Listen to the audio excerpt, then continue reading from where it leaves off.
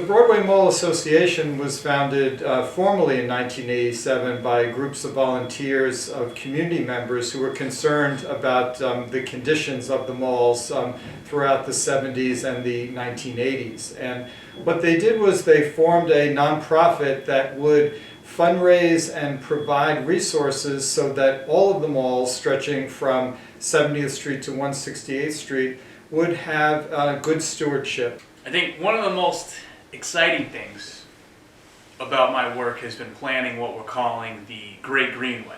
And this is an attempt to restore all 83 Broadway malls with a native planting, an ecologically sound planting, meaning we'll be using less resources to take care of these malls overall. These plants that we're using, they're native to the area, meaning they naturally grow here. I've been involved in the organization since 1988, and I can provide a little bit of the history of the organization. It was started as a community organization in the 1980s, just local people talking about looking at the malls and thinking about what could be done. And then one of the founders, Eugene Hyde, was able to get the organization the not-for-profit status in 1987. And I met Gene in 1988 when I moved to an apartment overlooking Broadway in 1988 on 90th Street. And at that point in time there was Gene and there were one or two other people who were on his board, and I joined.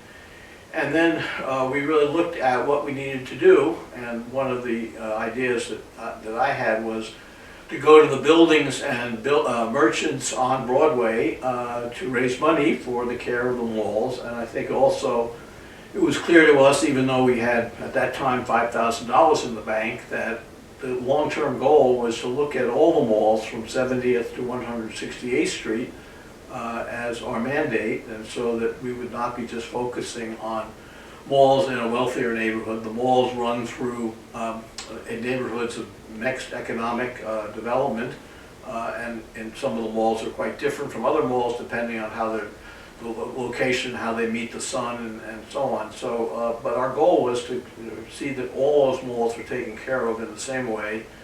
And so we started reaching out to the buildings, and we were able to get a number of buildings to make commitments, and we were able to hire a landscape firm to do some work, and we got some grant from the City Parks Foundation that enabled us to hire a very part-time director, who then reached out to his contacts to raise funds. And so we then began to meet people, and the board began to grow.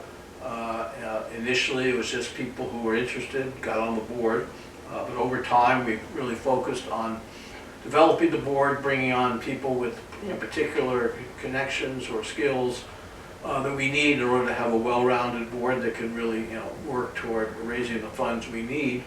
And so over time it's just a matter of reaching out to as many people on Broadway and to the businesses and some foundations that support us, and it's grown over the years.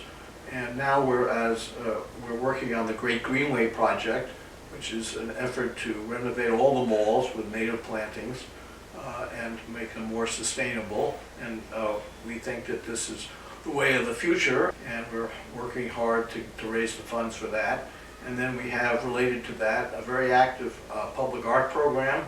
Our very first exhibition for that was in 2004. I had the occasion, actually through my law practice, to meet Tom Otterness. And I saw his work, and I said to him, this belongs on Broadway, and it took a little bit of an effort to convince the Parks Department, but it turned out to be, I think, the largest, one of the largest public art displays in the city of New York. And we again were insistent that these sculptures go all the way up and down from 70th all the way to 168. And after that we've had almost every year a public art exhibition, and then we aim to light the malls during the winter, so we have a very well-rounded program. But the other part of our work, which I think has meant a great deal to me and I think to our organization, and that is working with social service agencies. Work very closely with the Goddard Riverside Community Services Center their staff. They've over the years provided horticultural work. They've provided helping us with the litter on Broadway, and we've also over the time worked with the Doe Fund and other social service agencies in one way or another. So that's an important component of our mission as well. Last year, I'm pleased to say, we were able to start with the first two, we call them test malls, to prove the concept of what Broadway Malls is trying to do. Working with the landscape architecture firm, our horticultural team, and their vendors, went to work and created two very different, unique malls that showcase what the malls can be. And then they went on to maintain them, which is really a critical part of any project. I can't stress it enough. The maintenance of these malls is what's going to make them shine year after year. Again, a big commitment that the Broadway Malls has undertaken, and will need absolutely your support and help to accomplish. Bob tapped me to see if I would help on the board, and I agreed with that too.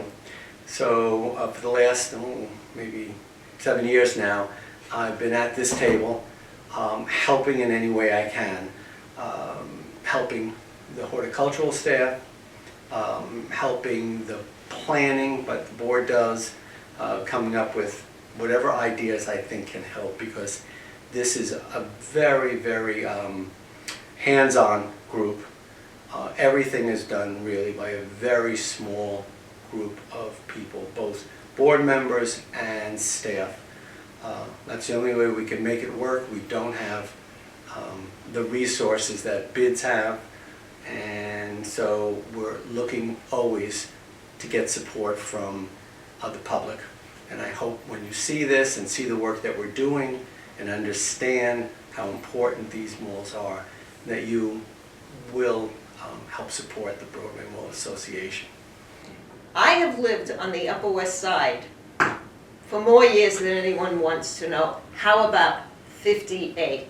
And so I adopted 2 benches on 73rd Street, and then I adopted 2 benches on 77th Street. That's one way to support the mall. And what I like also, I love to hear the birds. I love to, and the bees. I know people don't like bees all the time, but you know, they do good things. Honey is one thing, but not here on the mall. I don't think there's a collection for honey, but it doesn't matter. And then what about the butterflies? Have you ever seen a butterfly in the mall? I have, actually. Sometimes I wondered, where did these butterflies come from, because they were across the street. Then I realized, oh, maybe they came from the mall. That's exciting. And the insects, we don't love them, but they're fun. I'm in the middle of the country while I live in the city, and I can get stuck here. As an older person, you can't get around so much.